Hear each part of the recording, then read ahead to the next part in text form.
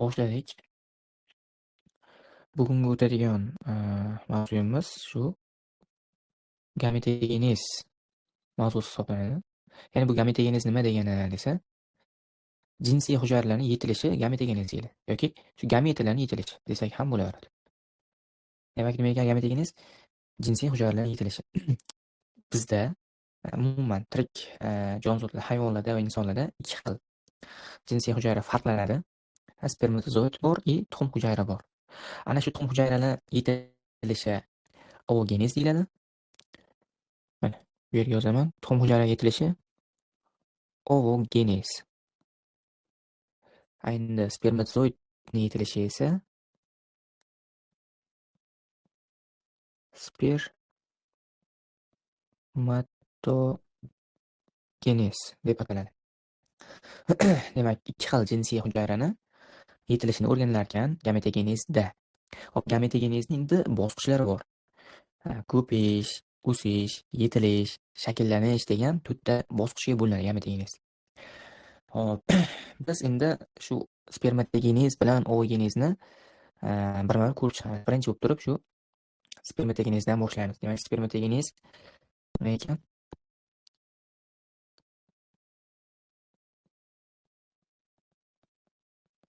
Spermatozoidni yetilishi. Spermatogenez deb ataladi. Oogenez esa tuxum hujayraning yetilishi.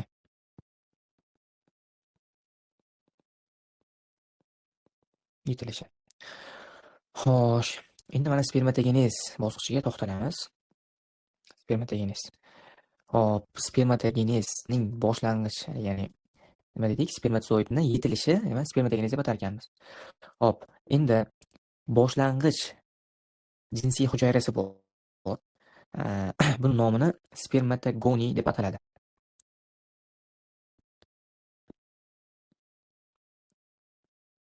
Spermatogoniy. Spermatogoniyni nabori boshlang'ich jinsiy hujayra bo'lganligi uchun 2N 2S, ya'ni diploid holatda bo'ladi. 2N 2S. Bu hujayra gametogenezni ko'payish bosqichiga kirib, demak, aytib o'tganimdek bo'yindagi gametogenez 4 ta bosqichi bor dedim. Ko'payish, o'sish, yetilish, shakllanish. Mana shu spermatogoniy gametogenezni ko'payish bosqichida mitoz usulida bo'linadi. Demak, qanaqa bo'linar ekan? Mitoz usulida bo'linib, bitta spermatogoniydan bir nechta jinsiy hujayralar hosil bo'ladi.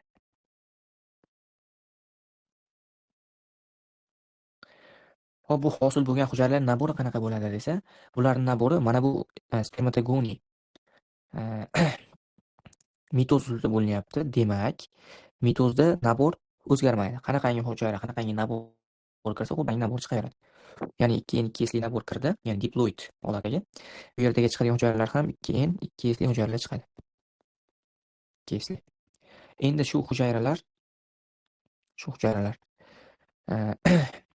interfaza bosqichini o'taydi, meyoz bo'linadi va shakllanish bosqichiga o'tib turib, ulardan spermatozoid yetiladi. Endi shu bittasini olib ko'ramiz. Mana shu hujayrani oladigan bo'lsak, mana bu yerga qo'ysam, ya'ni shu hujayrani oldik deylik. Hop, mana shu hujayra interfaza bosqichini o'taydi. Interfaza bosqichini o'tab, interfazada bilamiz, hujayra o'ziga oziq moddalarni to'plab yiriklashadi. Lekin degan yeri bor. Hozir men kattaroq chizaverdim-u, lekin spermatozoid, ya'ni spermatogenezda birlamchi tartib, mana bu hujayraning nomi bor. Birinchi tartib spermatotsit deb nomlanadi. Demak, birinchi tartib spermatotsit. Hop, bu interfaza bosqichiga kirganda biz bilamiz, interfazada nabor 2N 4S bo'ladi interfaza tugagandan keyin. Nimani hisobiga desa, Interfazani sintez davrida DNK hissasi 2 marta, ya'ni DNK reduplikatsiyaga uchraydi. 2 marta oshadi DNK hissasi. Xo'sh, hop, ikkinchi, ya'ni bu interfaza bo'lish jarayoni gametegenezni qaysi bosqichga to'g'ri keladi desa, gametegenezni o'sish bosqichiga to'g'ri keladi. O'sish. Demak, o'sish bosqichida qanaqangi jarayon sodir bo'lar ekan desa, nima deb javob berar ekanmiz? Interfaza.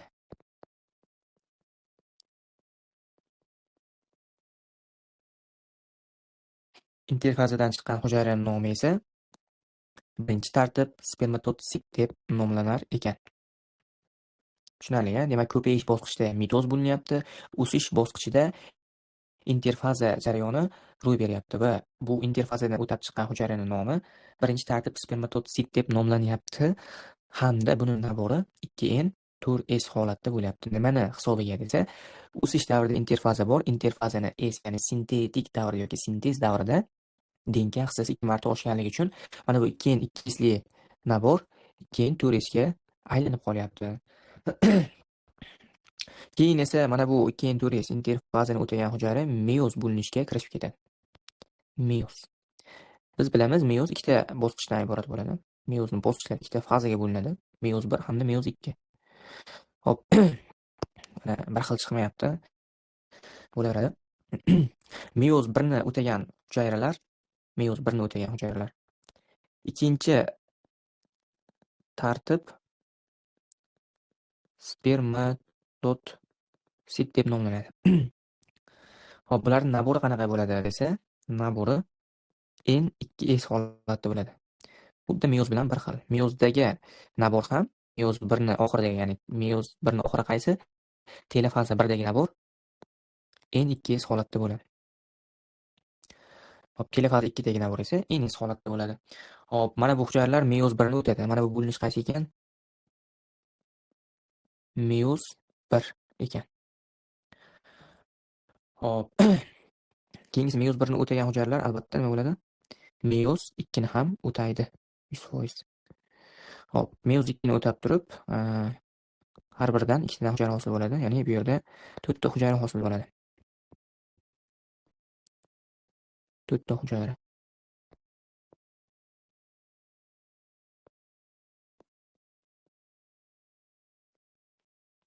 Bu hosil bo'lgan hujayralarni nabori qanaqa bo'ladi desa, biz meyoz 2 da nabori bilamiz, NS holatda bo'ladi.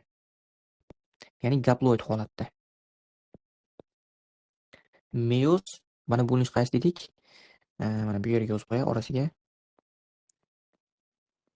Meyoz 2 bo'linish hisoblanadi. Hop, mana yozib, mana alohida belgilab qo'yamiz. Mana bu mitoz ko'payish bosqichida, o'sish bosqichida interfaza ro'y beryapti. Meyoz 1 bilan meyoz 2 qaysi bosqichda ro'y beryapti desa, nima deb javob berar ekanmiz?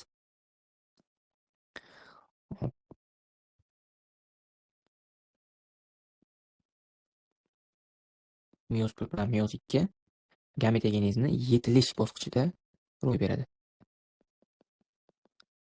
Yetilish. Xo'sh, meyoz 2 dan chiqqan hujayralarning nomi nima degan savol ham tug'ilishi mumkin. Mana bu 4 ta NSli, ya'ni gaploid holatdagi hujayralarimiz nomi esa spermatida deb nomlanadi. Xo'p, tushunarli bo'lyapti. Keyin oxirgi gametogenezning oxirgi bosqichi bu shakllanish bosqichi hisoblanadi.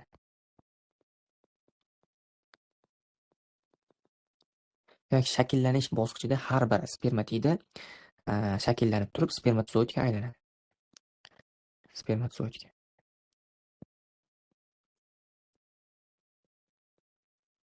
Va bu spermatozoidlarning nabori ham NS holatda bo'ladi. Mana shu jarayon gametogenezni spermatogenez bosqichi desak ham bo'laveradi. Yoki spermatogenez jarayoni desak ham bo'laveradi. Mana oson, anaqa qiyin joyi yo'q.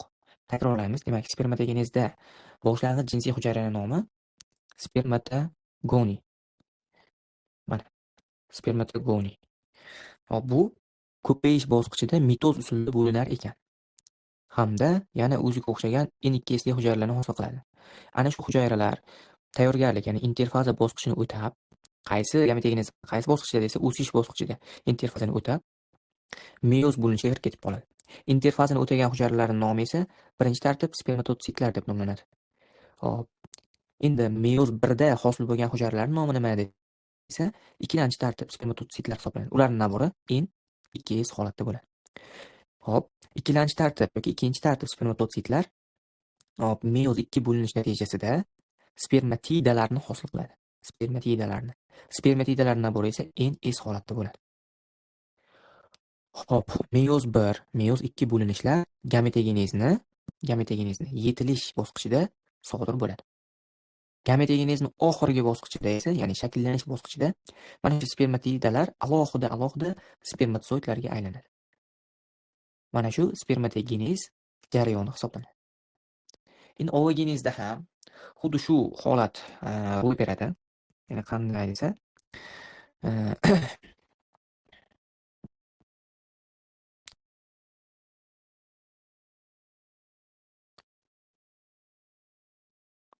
shunday kiysa olsak, ishimiz osonlashadi.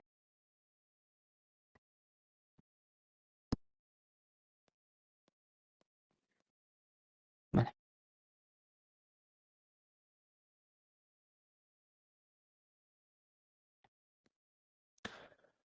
Xo'p.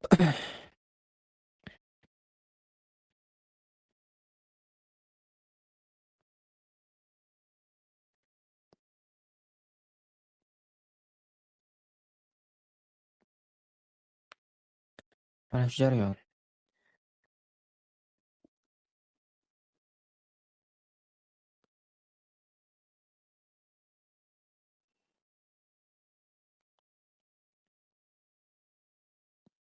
Ozgina tahrirlaydigan yeri bor, shuning uchun o'chirib tashlayapman. Xo'sh, qarang, e'tibor beramiz. Ovogenez, ya'ni tuxum hujayrani rivojlanishida ham mana dastlabki jinsiy hujayra bo'ladi bunda ham. Buni nomini endi spermatogenezda dastlabki jinsiy hujayrani spermatogoniy degan edik. Hop, endi ovogenezda esa dastlabki jinsiy hujayrani biz ovogoniy deb ataymiz.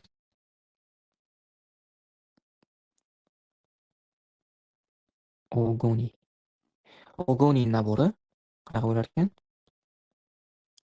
N2S holatda bo'lar ekan. Ovogoniy dastlab shu mitoz usulida bo'linadi. Mitoz usulida. Mitoz usulida bo'linib, xuddi o'ziga o'xshagan hujayra, ya'ni N2S hujayralarni hosil qiladi. Hop, bu jarayon gametegenezning qaysi bosqichda sodir bo'ladi desa, yana shu ko'payish bosqichida sodir bo'ladi. Xo'sh. Hamda mana bu ikkita hujayra hosil bo'ladi. Bitta ovogoniyda ikkita mitoz usulida bo'linsa, ikkita hujayra hosil bo'ladi. Endi har biri yana meyoz bo'linishga kirishish uchun interfaza bosqichini o'taydi. Interfaza.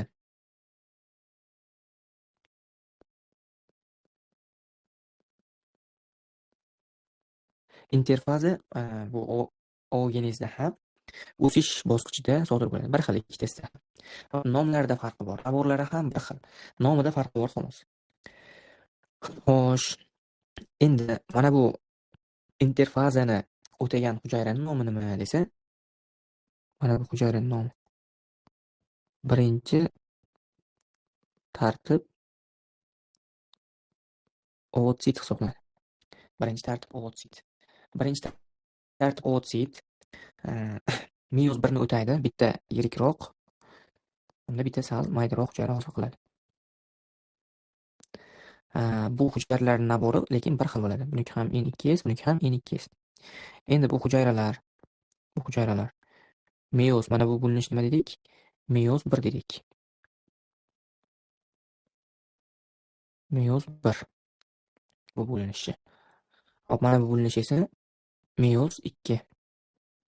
Meyoz 2da bitta yirik hujayra, 3 ta mayda hujayra hosil bo'ladi. Bitta yirik hujayrani biz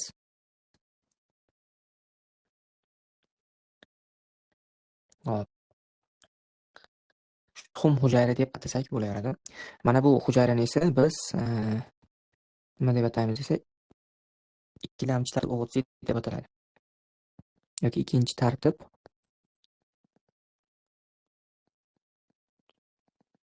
o'g'it. Umuman olganda buni ham shunaqa deb atasa bo'laveradi. Nabori bir xil, faqat shaklida farqi bor xolos. Endi bu meyoz birdan hosil bo'lgan hujayrada ozgina ozuq noto'g'ri taqsimlanish natijasida bitta hujayra yirikroq, bitta hujayra maydaroq bo'lib qoladi. Meyoz 2 da esa shu jarayon ham davom etadi. Meyoz 2.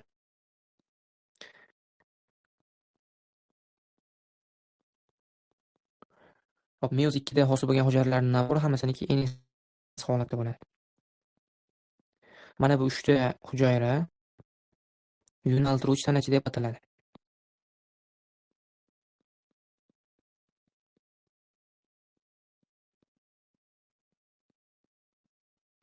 Yo'naltiruvchi tanacha.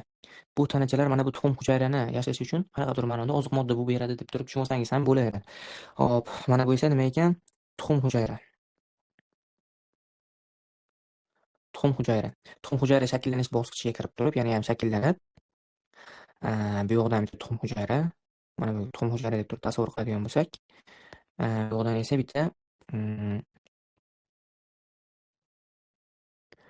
spermato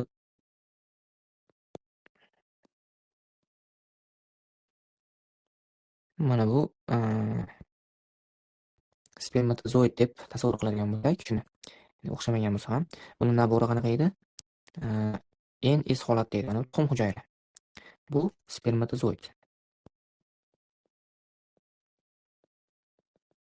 Mana bu esa tuxum hujayra. Tuxum hujayra. Spermatozoid navbari ham NS holatda. Bu ikkitasi qo'shilish natijasida nima hosil bo'ladi desa, bitta zigota hosil bo'ladi.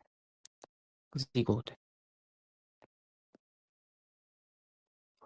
Hop, endi NS ga NS qo'shilyapti. Nabor 2N 2S ga aylanadi hamda bitta zigota hosil bo'ladi. Va mana shu yerdan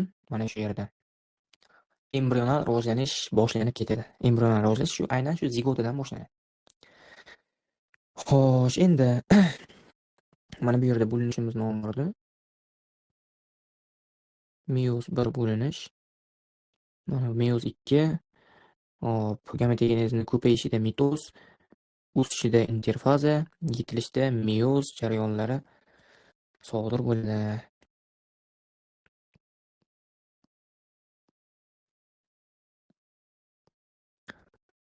Xo'p, mana.